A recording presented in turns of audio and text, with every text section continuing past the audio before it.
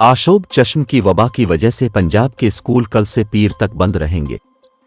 निगरान वजीर आला पंजाब मोहसिन नकवी की हिदायत पर महकमा स्कूल्स एजुकेशन ने 28 और 30 सितंबर को स्कूल बंद रखने का ऐलान कर दिया।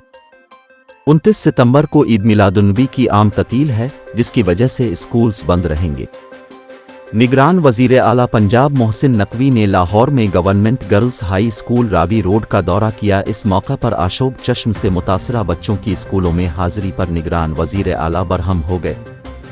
निगरान वजीर आला पंजाब ने सेक्रेटरी स्कूल्स को फौरी तलब किया और पंजाब भर के निजी और सरकारी स्कूलों में जुमेरात और हफ्ता को छुट्टी देने की हिदायत की।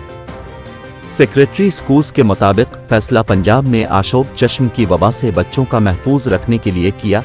फैसले का इतलाक पंजाब भर के स्कूलों पर होगा।